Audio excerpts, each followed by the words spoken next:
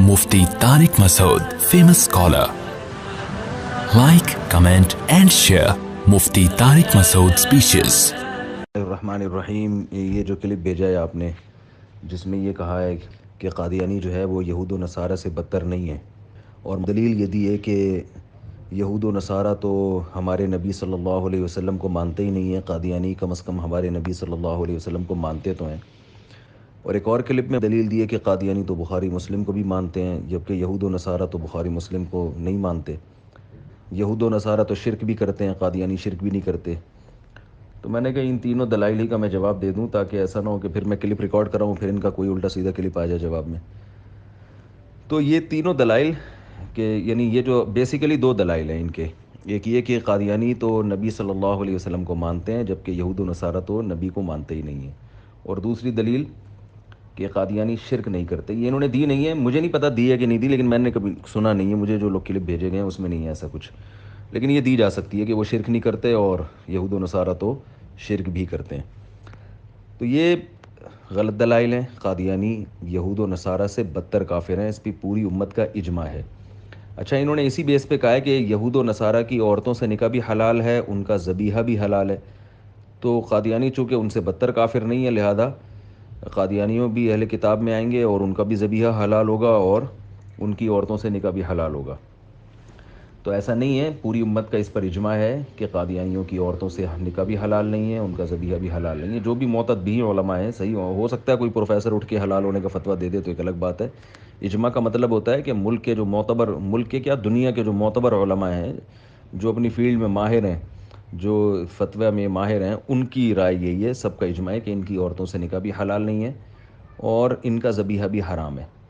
اس کی وجہ یہ ہے کہ یہ جو شرک کا جو پہلو ہے نا کہ قادیانی شرک نہیں کرتے اور یہود و نصارہ شرک کرتے ہیں، شرک کے اس پہلو کو شریعت نے یہاں پر اگنور کیا ہے عورتوں سے نکاح کے معاملے میں اور ذبیحہ کے معاملے میں. اگر شرک کی وجہ سے مسئلہ ہوتا تو پھر ہندوؤں کی عورتوں سے نکاح بھی حلال ہوتا، حالانکہ وہ بھی تو شرک کرتے ہیں، تو عیسائی بھی شرک کرتے ہیں. تو آپ کہہ سکتے ہیں کہ ہندو جو ہے وہ بہت سارے بھگوانوں کو اللہ کے ساتھ شریک کرتے ہیں، جبکہ عیسائی تو صرف عیسائی ابن مریم کو اللہ کے ساتھ شریک کرتے ہیں. تو یاد رکھیں، ایک کو شریک کرو یا ہزاروں کو شریک کرو، اللہ کی نظر میں برابر ہے. تو شرک کے لحاظ سے دونوں برابر کے مجرم ہیں. لیکن پھر بھی اللہ نے یہود و نصارہ کی عورتوں سے نکاح کو حلال کیا. وجہ اس کی ہے کہ نکاح کرنا یا ذبیحہ کھانا یہ دنیاوی معاملہ ہے. شرک بہت بڑا جرم ہے، قرآن میں آتا ہے ان الشرک لظلم عظیم، لیکن آخرت کے معاملے میں بہت بڑا جرم ہے. یہی وجہ ہے کہ دنیا میں شرک پر سزا نہیں ہے.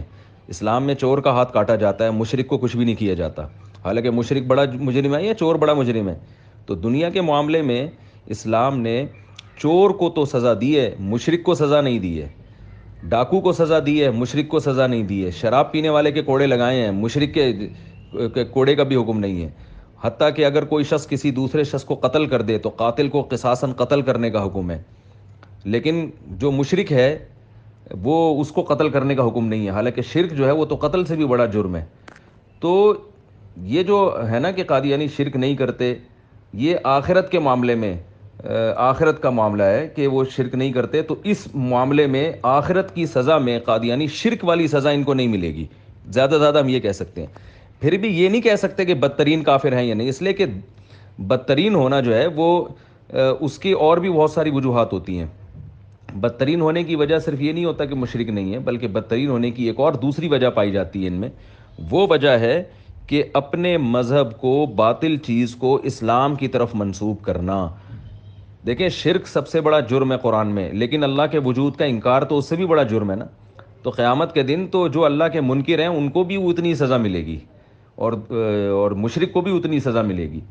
دوسری بات یہ ہے کہ اللہ کا انکار یا نبوت کا انکار یہ کبھی صراحتاً ہوتا ہے، کبھی دلالتاً ہوتا ہے.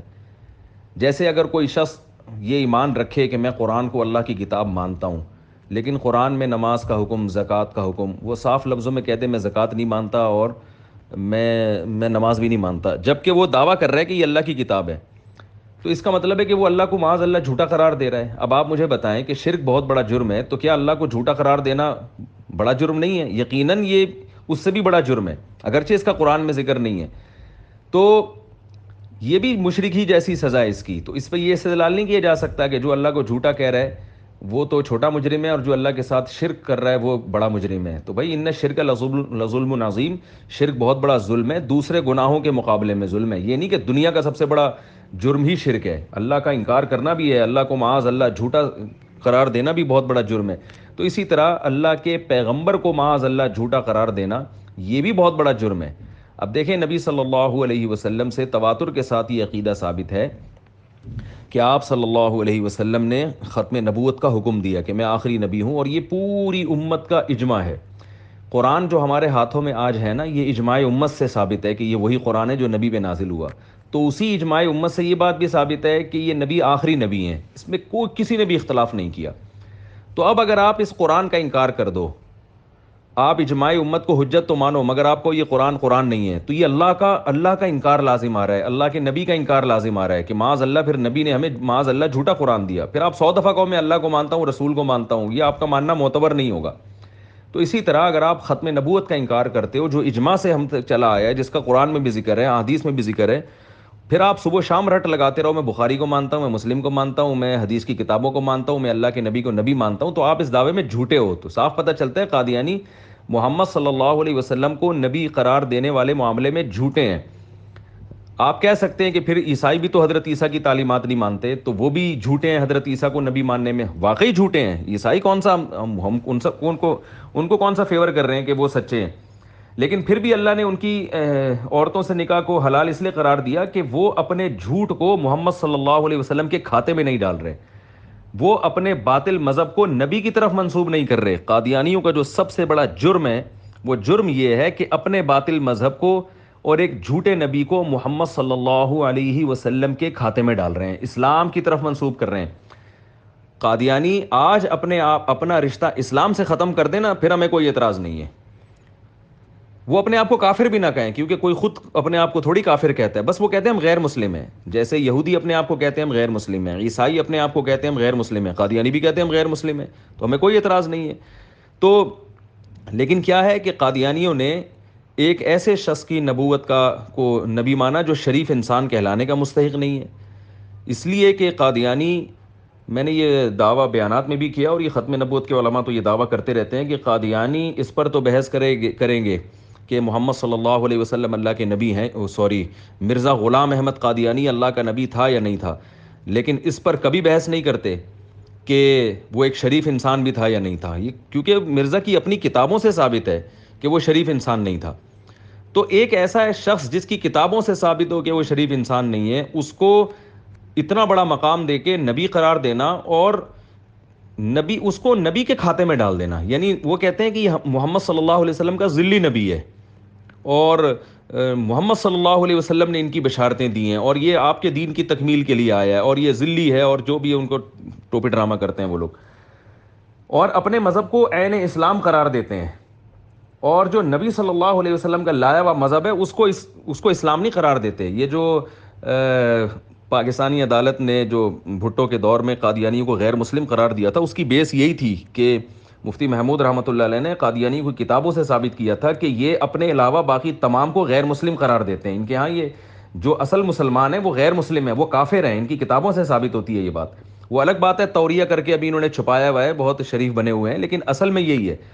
تو جبکہ یہود و نصارہ یہ کام نہیں کرتے، یہود و نصارہ تو آپ کو مسلم کہیں گے اور اپنے دین کو عیسائیت یا یہودیت سے تعبیر کریں گے، وہ اپنا رشتہ محمد صلی اللہ علیہ وسلم سے جوڑتے ہی نہیں ہیں. تو کنفیوژن ہی نہیں ہے. دیکھیے نبی صلی اللہ علیہ وسلم کے دور میں مسیلمہ کذاب نے نبوت کا دعویٰ کیا، جھوٹی نبوت کا دعویٰ، اسلام کے مقابلے میں ایک دین لا کے اس نے کھڑا کیا. کیا حشر کیا صحابہ کرام نے اس کا. اتنے صحابہ جنگوں میں اس سے پہلے ہونے والی جنگوں میں شہید نہیں ہوئے تھے جتنے ایک اس لڑائی میں شہید ہوئے ہیں. بڑے بڑے حفاظ شہید ہو گئے تھے. اب آپ بتاؤ مسیلمہ کذاب کا تو یہ حشر کیا، حالانکہ مسیلمہ کذاب کا جو جرم تھا اور اس کے فالوورز کا جو جرم تھا وہ مرزا غلام احمد قادیانی اور اس کے فالوورز کے جرم سے کم تھا. وجہ اس کی یہ تھی کہ مسیلمہ کذاب نے محض جھوٹی نبوت کا دعویٰ کیا تھا، اپنے آپ کو محمد صلی اللہ علیہ وسلم کی طرف منسوب نہیں کیا تھا کہ میں نبی صلی اللہ علیہ وسلم کا نائب ہوں یا انہوں نے مجھے بنایا ہے. تو جبکہ مرزا غلام احمد قادیانی اپنے آپ کو محمد صلی اللہ علیہ وسلم کی طرف منسوب کرتا ہے، یہ نسبت ہمیں برداشت نہیں ہے کہ ہم، اور یہ ہماری غیرت کا مسئلہ ہے کہ ہم محمد صلی اللہ علیہ وسلم کے دامن کو پاک رکھیں گے اس ایسے لوگوں کے نسبت سے. جس میں غیرت ہوتی ہے اس کو یہ چیزیں سمجھ میں آتی ہیں، غیرت نہیں ہے تو پھر چیزیں سمجھ میں نہیں آتی ہیں. تو اس کی مثال بالکل ایسے ہے، اس کی مثال ایسے ہے جیسے کوئی آپ چرسی اور بھنگیوں کے خلاف بیان کرتے ہو کہ فلاں چرس پینا بہت بری چیز ہے، اور ہیروئن پینا بری چیز ہے، اور ڈکیتی بری چیز ہے، اور یہ سب برائیوں کے خلاف آپ بیان کرتے ہو. محلے میں ایک ہیروئنچی ہے بڑا مشہور، بہت سٹے مٹے لگاتا رہتا ہے. تو کسی نے کیا کیا، آپ کو بتایا کہ وہ فلاں ہیروئنچی ہے، آپ ہیروئن کے خلاف اتنا بیان کرتے ہیں. تو اب آپ سے آ کے کہا آپ اس کے خلاف اتنا بیان کرتے ہیں، جائیں جو ہے نا اس کو گالی گلوچ کریں اس کے ساتھ، اور نفرت کا اظہار کریں، اور یہ کریں اور وہ کریں. تو آپ کہو گے بھائی میں کیوں کروں، وہ اس کا اپنا عمل ہے، وہ ہیروئن پیتا ہے، بس میں بیان کر دوں گا بھائی کہ یہ ہیروئن پینا غلط بات ہے. باقی یہ کہ میں اس سے برا سلوک کروں یا میں اس سے نفرت کا اظہار کروں، یہ اس کی کیا ضرورت ہے. لیکن کل کیا ہوتا ہے کہ کسی نے آپ کو بتایا کہ وہ جو ہیروئنچی ہے نا، وہ اپنے آپ کو آپ کا بیٹا کہہ رہا ہے، اور کہہ رہا ہے کہ میں فلاں کا بیٹا ہوں، اور فلاں نے مجھے یہ ہیروئن بھی، ایک تو یہ جرم کہ فلاں کی طرف منسوب کر دیا، دوسرا یہ بھی جرم کہ یہ ہیروئن بھی مجھے فلاں نے پکڑائی ہے، فلاں نے کہا تھا کہ یہ ہیروئن حلال ہے اور یہ پیا کرو. اب بتاؤ آپ میں غیرت ہوگی تو آپ کو غصہ آئے گا کہ نہیں آئے گا؟ آپ اس ہیروئنچی کے پاس جاؤ گے، بھائی تو پیتا رہے، تجھے کس نے منع کیا ہے، لیکن تو اپنے آپ کو میرا بیٹا کیوں کہتا ہے؟ تو میرے کھات میں ایسے بھنگی چمار اور اس ہیروئنچی کو اپنے بیٹا، میرے نسب میں تو گڑبڑ کر رہا ہے کمبخت. ساری دنیا بڑے بڑے جرائم کر رہی ہے، تو بھی ایک چرسی ہیروئنچی پیدا ہو گیا تو مجھے تکلیف نہیں ہے. جہاں اتنے سارے لوگ جہنم میں جائیں گے، 2-4 اور چلے جائیں گے، لیکن تو اپنے آپ کو میرے جیسے پاکیزہ آدمی کی طرف منسوب کیوں کر رہا ہے؟ تو یاد رکھو جیسے آپ کو غصہ آئے گا تو آپ کے جو غیرت مند فالوورز ہوں گے ان کو بھی غصہ آئے گا کہ بھائی اس کا رشتہ یہاں سے ہٹاؤ، حضرت جی سے یا فلانے صاحب سے اس کا رشتہ ہٹاؤ. اس کو بولو کہ تو پی، مگر اپنی برائی کو فلاں کی طرف منسوب نہ کر. تو یاد رکھیں بالکل اسی طرح محمد صلی اللہ علیہ وسلم کے جو عاشق ہیں، ماننے والے لوگ ہیں، ان کو، وہ عیسائیوں کو بھی اچھے اخلاق سے پیش آتے ہیں، یہودیوں کے ساتھ بھی اچھے اخلاق سے پیش آتے ہیں. بھائی دنیا میں بڑے بڑے جرائم ہو رہے ہیں، شرک بھی ایک جرم ہو رہا ہے، نبوت کا انکار بھی ایک جرم ہو رہا ہے. عیسائی نبوت کا انکار کرتے ہیں نبی صلی اللہ علیہ وسلم کی، تو ہم کیا کریں بھائی؟ ہم سے پوچھ کے تھوڑی کرتے ہیں، تو ہم اچھا سلوک کریں گے ان کے ساتھ، شاید وہ دین کی طرف آ جائیں. لیکن اگر کوئی نبوت کا انکار کرے اور جھوٹا نبی گھڑ کے ہمارے نبی کے کھاتے میں ڈالے گا تو بھائی پھر یہ ہماری غیرت کا مسئلہ ہے، پھر ہم اسے گلے لگانے کے لیے تیار نہیں ہیں. اور کمبخت ہمارے نبی کی طرف منسوب بھی ہو رہا ہو اور یہ بھی کہہ رہا ہو کہ نبی کی حدیثوں میں میری نبوت کی جو ہے نا وہ دلائل ہیں. یعنی کسی چرسی نے اپنے آپ کو کسی پاکیزہ آدمی کی طرف منسوب بھی کر دیا. ایک تو یہ جرم، دوسرا اس سے بڑا جرم یہ کہ یہ بھی کہے یہ چرس بھی اس نے مجھے پکڑائی ہے اور اس کی جواز کی سند بھی فلاں نے مجھے دی ہے. تو اب بتاؤ اس غیرت مند کو کتنا غصہ آئے گا کہ اس جھوٹ کو میری طرف منسوب کر رہے ہو. تو مرزا نے 2 جرم کیے ہیں، ایک یہ کہ اپنے آپ کو نبی کا نائب کہا، اور دوسرا اپنی نبوت کو ثابت کرنے کی کوشش کرتا ہے کہ محمد صلی اللہ علیہ وسلم نے میری بشارتیں دی ہیں. یعنی حدیث سے ثابت کرنے کی کوشش کرتا ہے کہ قرآن و حدیث سے ثابت ہوتا ہے کہ میں نبی ہوں. تو اس لیے اس معاملے میں ہم جو ہے نا قادیانیوں کو بدترین کافر سمجھتے ہیں. ہاں یہ الگ بات ہے کہ ہم یعنی مار دھاڑ کے قائل نہیں ہیں، اور یہ تو گورنمنٹ کا کام ہے کسی پہ جرم پہ سزا دینا، ہم اس کے قائل نہیں ہیں. مار دھاڑ، اس سے ملک میں فساد پیدا ہوتا ہے، اور یہ جو گالی گلوچ اور یہ سب چیزوں سے فساد پیدا ہوتا ہے، ہم اس کے قائل نہیں ہیں. لیکن ہم قادیانیوں کی عورتوں سے نکاح کو حلال سمجھ لیں اور ان کے ذبیحہ کو حلال سمجھ کے ان کو اتنی عزت اور پروٹوکول دیں، تو اس لیے قادیانی بدتر کافر ہیں، کافر تھے، اور ہمارا یہی نظریہ رہے گا. ہاں مار دھاڑ کے اور جو ہے گالی گلوچ کے ہم اس لیے قائل نہیں ہیں کہ اس سے ملک میں فساد پھیلتا ہے. تو خلاصہ یہی نکلا کہ قادیانی آج اپنی نسبت محمد صلی اللہ علیہ وسلم سے کٹا دیں، آج اپنے دین کو اسلام کہنا چھوڑ دیں، آج اپنے آپ کو غیر مسلم مان لیں. کافر نہ بھی کہیں بے شک، لیکن کہیں کہ ہم مسلم نہیں ہیں، ہمارا دین ایک الگ ہے، مسلمانوں کا الگ ہے، اور ہمارا نبی ایک الگ ہے، مسلمانوں کا الگ ہے. آج یہ کہہ لیں تو پھر ہم جو ہے نا ان کے ساتھ بھی اخلاق کو روا رکھیں گے، اور جو ہے ان کے ساتھ بھی ہم حسن سلوک کے قائل ہوں گے. تو اس اصل حکم قادیانیوں کے ساتھ یہی ہے کہ جب تک یہ اپنے جھوٹے نبی کی نسبت محمد صلی اللہ علیہ وسلم سے ختم نہیں کرتے، اپنا رشتہ اسلام سے ختم کرنے کا اعلان نہیں کرتے، اس وقت تک ہم جو ہے ان سے محبت کے اور لین دین کے قائل نہیں ہیں. جب تک شدید مجبوری نہ ہو، ان سے مالی لین دین بھی حرام ہے، اور ان کی عورتوں سے نکاح بھی حرام ہے، اور ان کا ذبیحہ بھی حرام ہے. Mufti Tariq Masood, famous scholar. Like, comment and share Mufti Tariq Masood speeches. Mufti Tariq Masood, famous scholar. Like, comment and share Mufti Tariq Masood speeches. Mufti Tariq Masood, famous